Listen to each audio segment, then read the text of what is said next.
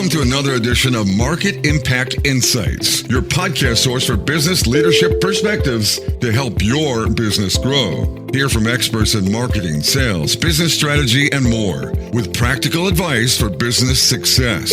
Make sure you won't miss the latest episodes by visiting marketimpactnow.com. Now, here's your host, Dan Albaum.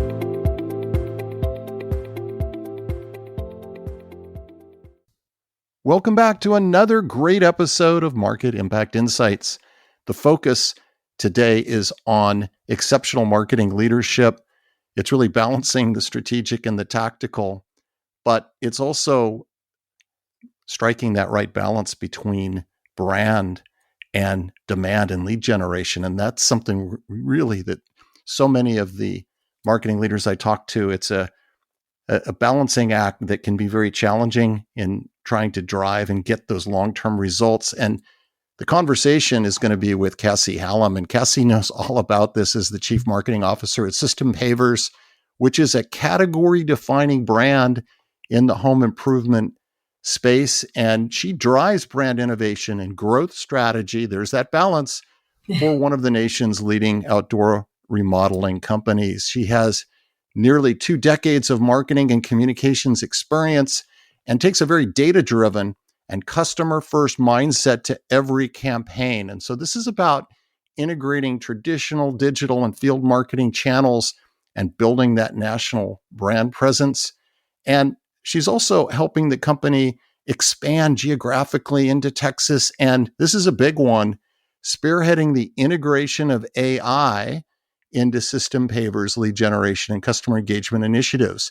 She was recently recognized by the CMO Alliance as a CMO to watch and is going to receive the 2025 Women in the Green Industry Award from Green Industry Pros in the Unsung Hero category. We love unsung heroes. Cassi, welcome to Market Impact Insights. Thank you. What a wonderful introduction. I appreciate it. Yeah, so you've had this really amazing career in marketing. Let's go back, and what originally sparked your passion to focus in that direction, to focus on a marketing career? Absolutely. So like many of us, definitely wasn't a point A to a point B path. Started off just trying to figure out what I might be interested in. As I grew up, I knew about the common, there's doctors and nurses and lawyers, but corporate all kind of seemed a bit of a blend. So I really just decided to jump in and start learning. My first considerable job out of school was in a contact center and started learning a little bit about customers and customer experience and how that department interacted with whether it was the marketing department or the operations team, et cetera. So over a little bit of time, I realized that 2 of my main passions were really the customer and the customer experience, as well as the intersection of data. So how do we use both the data and the psychological aspects, but all under really the main umbrella of just kind of curiosity that had to do with the customer. Mm-hmm. Yeah, and probably just starting right out of the gate with that frontline real conversations to really experience the voice of that customer. That was probably huge as you've now, how do you really inspire your teams to be able to take that customer first mindset? Absolutely. So one of the things that I'm so grateful for that experience is what I learned that I think is still important to this day that I try to help my team see the value in is you can learn so much about a customer through the challenges that they have and the questions that they're asking.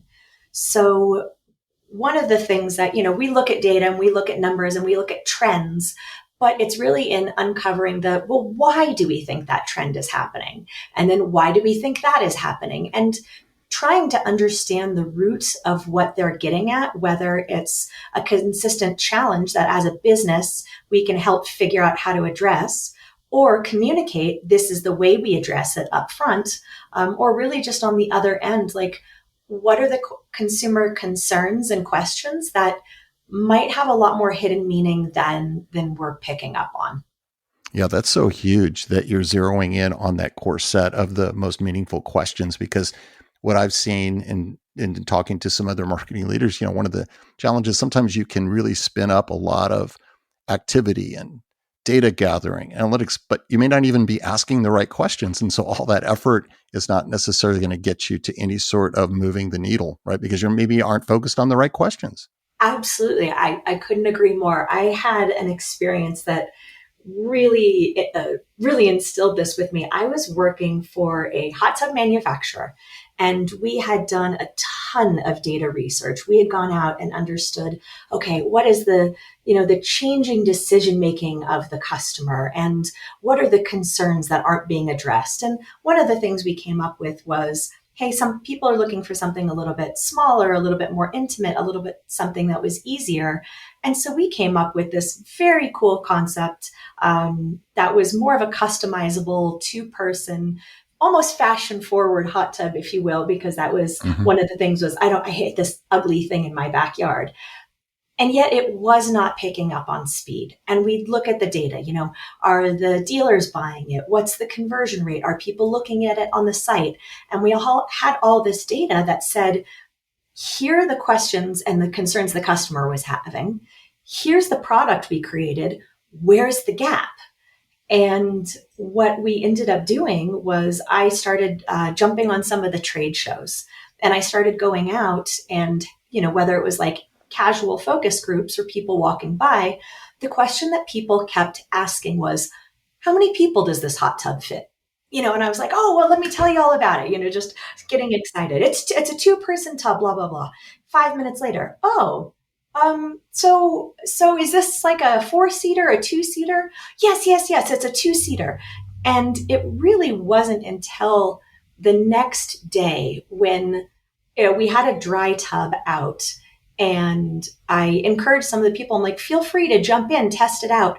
And 4 people tried to jump into the tub at the same time. And I was like, oh, okay. Really, the question they were asking was indicative of the fact that what they were seeing and what the other aspects were didn't match up. So what looked like a 4-person tub to them, which actually was a 2-person, and it just was completely incongruent with what they were seeing. And it was that insight that we took back. We remodeled it to be very clearly a 2-person tub, and sales started picking up considerably. So there's just some things that you can't see with the data that you have to go and experience. And you can hear it in the customer's questions if you're asking the right questions, but more than asking them, listening to the answers that you get. Yeah, I love that. The ultimate hands-on approach to try to get to the core opportunity. And so when you look back on your own journey so far, Cassi, what's been some of the biggest learning that you've taken from that? And have there been surprises for you along the way? Oh, goodness. Absolutely. I think that some of my biggest surprises or learning moments really had to do with things that I thought were going fine, but I had the opportunity to do much better. And I'll start off as, when I was an early manager and I had just 1 or 2 people, and you could really spend a lot of time with them understanding where they wanted to be and where they wanted to grow. But then as I took the next step up and all of a sudden I had 7 people, I found myself not managing my time appropriately. Because when I was looking at my team, I had one person in particular who did not have a lot of experience in their field, but their gut instincts were right on. They were doing the right thing. They were moving forward. And I was giving that person the least amount of attention on my team because I felt like they needed it the least. Yeah. And it wasn't until later that I realized that that was the person I probably should have been focusing most of my time on, because not only did they have that ability, but they would have had the ability to teach other people and grow. And by not giving them time and focus, that also made them not necessarily feel that they were important to the organization. Yeah. Yeah. That's a huge reflection too. And it isn't that one of the hardest things as a leader, especially as your team grows, is it's just that precarious balancing act of where to invest the time, the support, the coaching, the effort. And there's the constructive part of it where you're trying to elevate capabilities and improve performance. And then there's kind of feeding and refueling and reinforcing the folks that have it really nailed down, but they could rise to even greater. So it's like you're really having to make some key decisions in time allocation and effort allocation. Absolutely. And I've one of the biggest things I think I've learned in the past few years is a little bit about building that team culture and the sustainability of that culture within the team.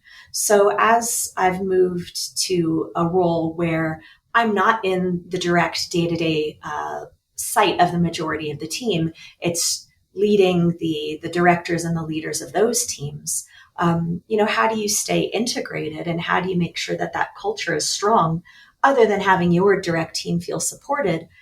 Is really, I truly, truly believe that if you can create a culture where, and I know a lot of people use the term A players, but for lack of another word, I'll use it as well. If you build a team with A players and they're around other people that are also incredibly strong, they get excited and they start to hold the whole team to a higher level of performance, a higher level of, accountability and collaboration.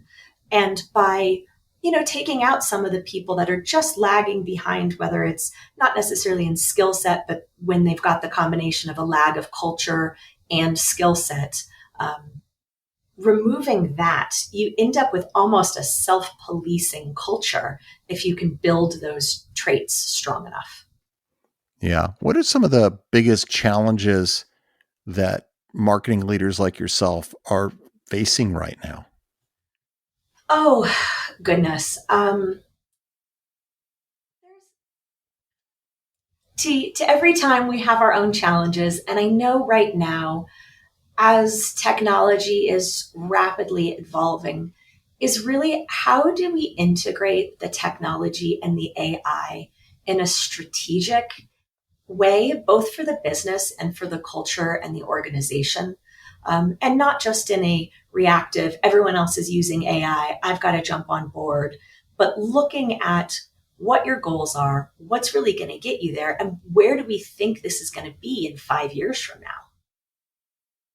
Yeah. I mean, that's a huge one. I mean, and I know this is something that you've really focused a lot of effort on within your own organization. Can you share a little bit of maybe what's been working well in terms of that whole AI integration piece? Because there's kind of a learning application, applying learning. Maybe there's, how can we improve? There's just a lot of trial and error probably involved in that as you really incorporating something new.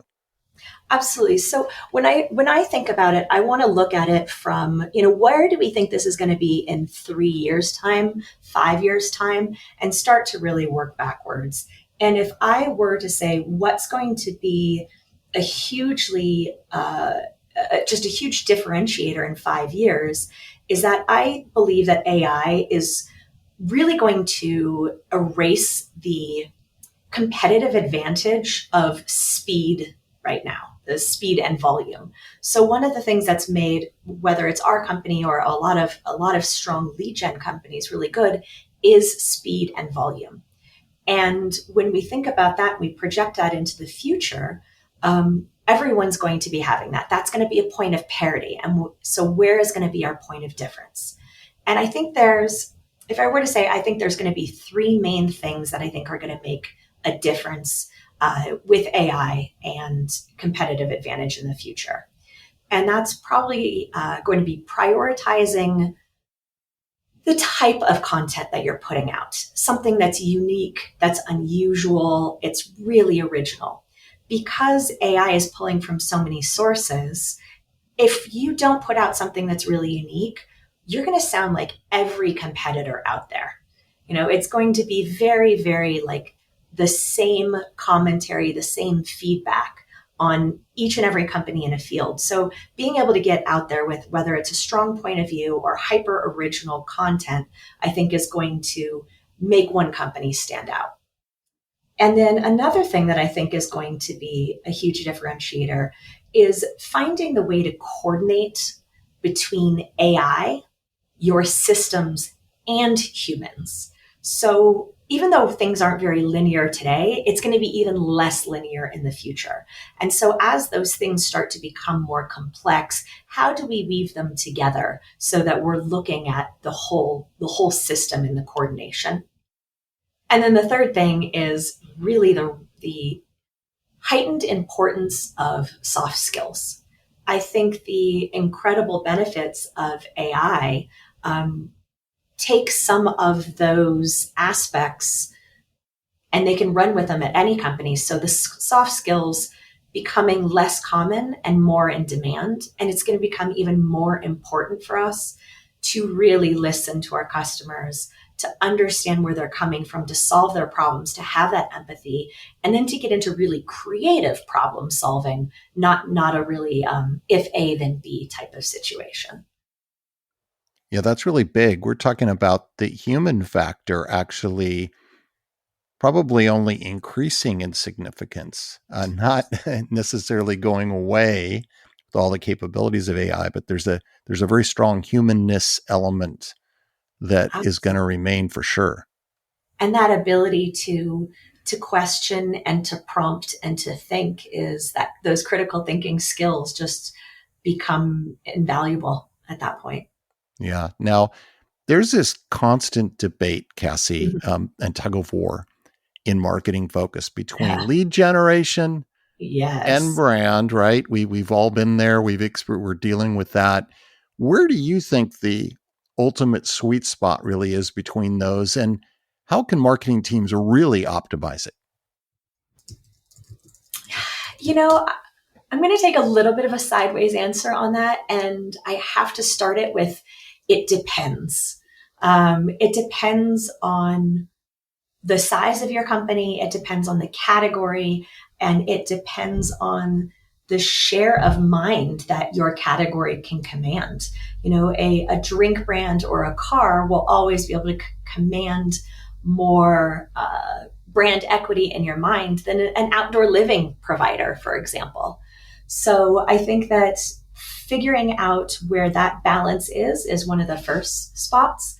But I think we're starting to see the rise of a new category that we're seeing that combination between brand building and lead gen. And I've been hearing it referred to as performance branding. So instead of taking brand and lead gen separately as two different goals and bringing them together as two parts of like a single system. So if the goal is a long-term demand for the brand building and the lead generation is a short-term conversion, then how do we find that sweet spot of, efficient growth and a higher lifetime value? And we might find that in some more traditional media rather than some of the just-in-time media, for example. Yeah. So we're with that performance branding, is that really trying to apply this measurement in a way that's more meaningful and maybe a little more real time than traditional types of things when we think about investment in brand and what our ROI is on that? I do. And I think it's a conscientious effort to invest in top of the funnel in terms of like going back to the unique content, entertaining content, and building the awareness. And then using middle to start generating leads as well. So like you said, a lot has to do with how we're doing the attribution and how we're looking at it. And then also making sure that we're increasing brand aspects in our bottom of the funnel lead gen, not just showing a product, an image, and a buy now, but really telling a small story about the brand or the brand aesthetic. So that gives just a little bit more of a distinctive look.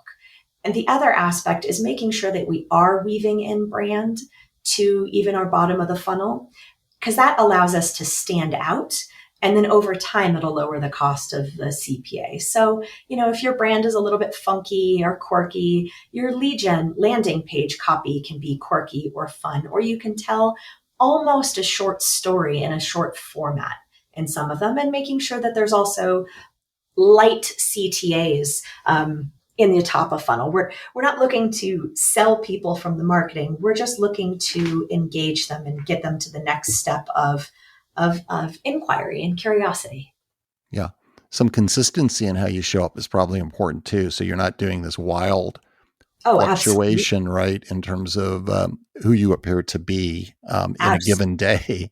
Absolutely. And I know people love to continually change their brands. And there's a difference between brand evolution and brand revolution.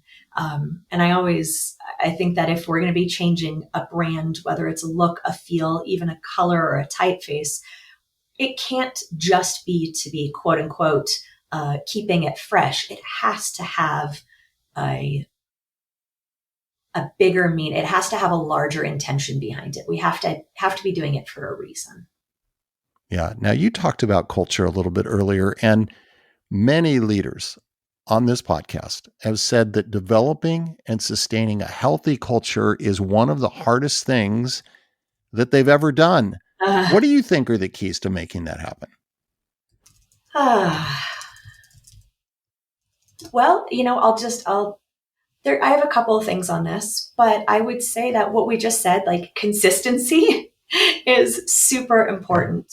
And that goes back to really having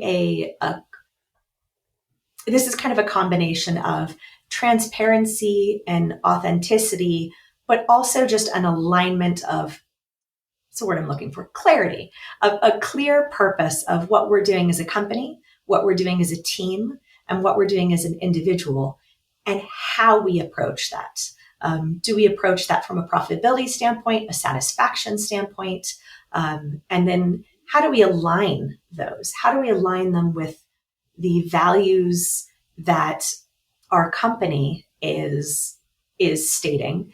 And then making sure that that's not just in our marketing, but that's in our HR values, it's in our hiring, it's in our recognition, rewards, it's in the accountability. And then I personally am a big believer in traditions, almost rituals and practices where we have symbolic actions, whether it's, we have something that we call a scrummy. And it's kind of this odd thing, but it's this little trophy that's almost like one of the awards trophies. And every Thursday, we pass around the scrummy to someone else on the team who we've really appreciated what they've done. So it's a small acknowledgement, and it's nothing terribly unique, right? The passing around of an award, but we have our own little brand of it, and we'll change our backgrounds as a result. And then having just traditions in terms of whether it's work anniversaries or people starting, I think those things end up becoming a core part of our culture. And so doing it intentionally is always a lot more powerful. It's almost like you're creating this rhythm, this continuous rhythm, and people are kind of getting into that flow, and you're creating that within a team, and it just keeps reinforcing itself because of the consistency, and it's sending a powerful message. You mentioned recognition, and gosh, we can say that, and it just seems like, well, it's so obvious. Like, of course, we want to recognize great performance and special moments, but gosh, it ends up being really hard to do, and often doesn't happen. It does. And what I find also interesting is I think it's important to understand how people want to be recognized. Because I can tell you, there's definitely people on my team that would not want a public shout out and recognition. But instead, we have these little notes that will pass around as well. That means a ton more to them than a public shout out. So I do think it's important to understand. And I guess when we come back to culture, that's where so much of this stems from. Like all the things I just spoken about really have to be built on a culture of trust and a culture of truly trying to understand where people are unique. Like if we've got our values in alignment, we can celebrate and appreciate the uniqueness. But it all has to be built on a foundation of trust. Yeah. And of course, recognizing those unique individual differences, we're back to the curiosity and the asking the questions, right? That's how you find it out. Yes, absolutely. Yeah. What else do you think separates exceptional leadership from just good enough? Hmm.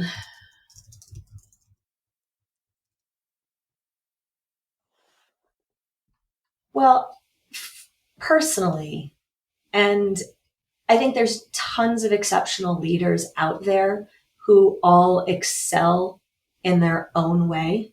So I think to me, this is a little bit two part, where I think the first thing that separates exceptional leaders is understanding who you are as a leader and leaning into that. Yes. So, for example, some people I've got a coworker who is the most amazing servant leader, just phenomenal. And that's who he is through and through. And I think he absolutely excels in that and then ends up pulling in people that really resonate with that as well.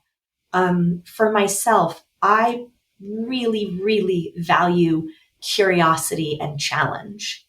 And so knowing where your strengths are and being able to express that to the group and say, hey guys, this is where I'm really strong. I might even share the things that I'm not terribly strong on, but this is what you can expect out of me.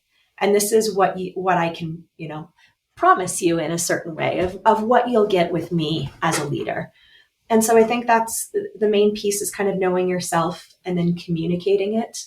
And then at the end of the day, like, can you execute and behave in a way that helps your team feel really good about what they're doing and where they're going?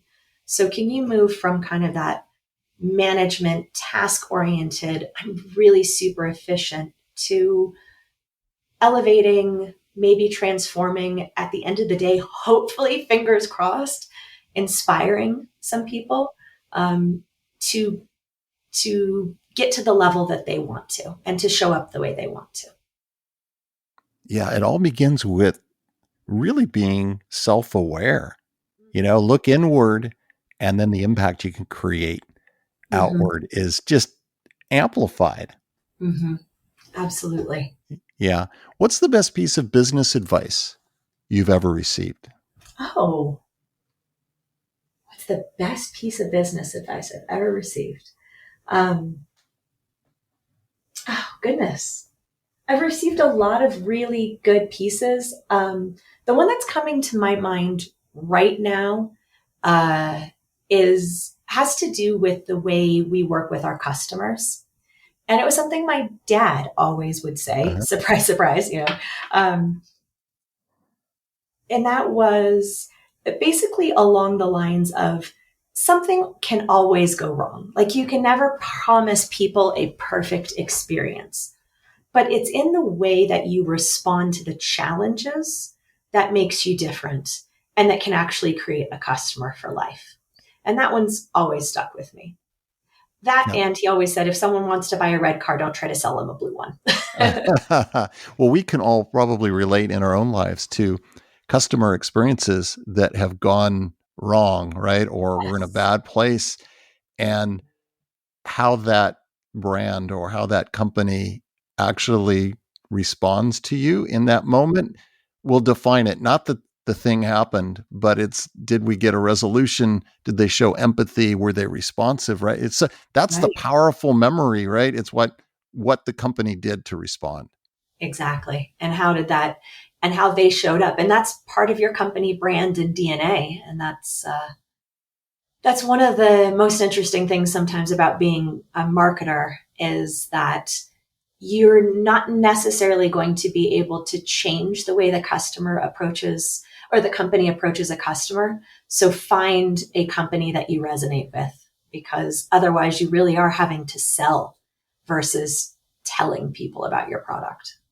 Yeah. And there's a cultural thing too, right? Which can Absolutely. support how that response happens too. If you're creating a kind of a cultural norm around, we are not only encouraging but expecting and empowering you, even going back to the call center. I've seen and experienced where even a frontline agent has like surprisingly more power and ability to make right than I might have even thought as a customer going into that interaction. I didn't even have to escalate it.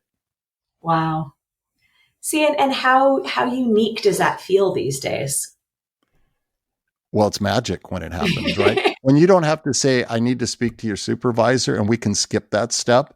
Like, Yes. I think the loyalty, I mean, that meter is just blasting and it's going, off to up and to the right. When you think about the future, Cassie, Mhm. what is making you optimistic? Um, from well, from a personal standpoint in my life, I'll go there first. Um, there's something about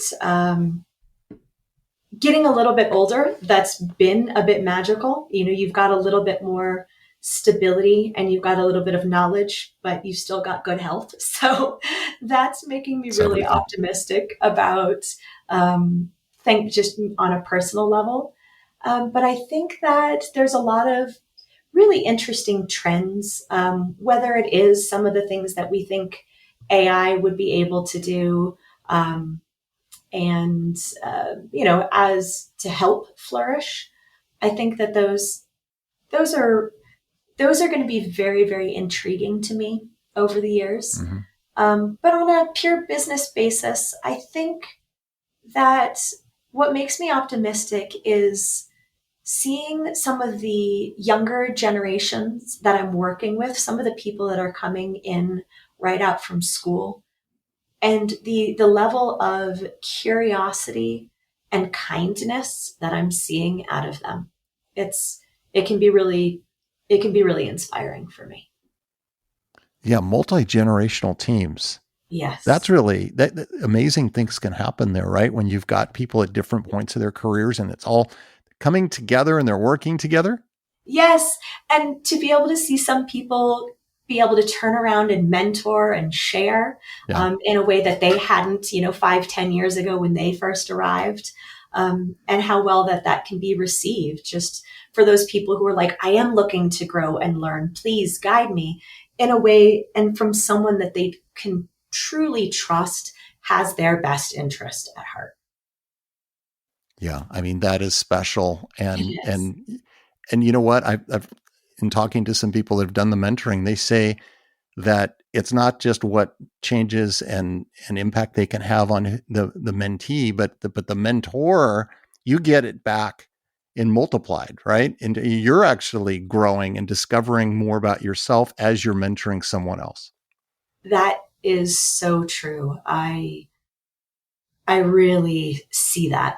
And sometimes helping people, whether it's in a mentoring set, if someone just reaches out, hey, can I have your help or your advice on something?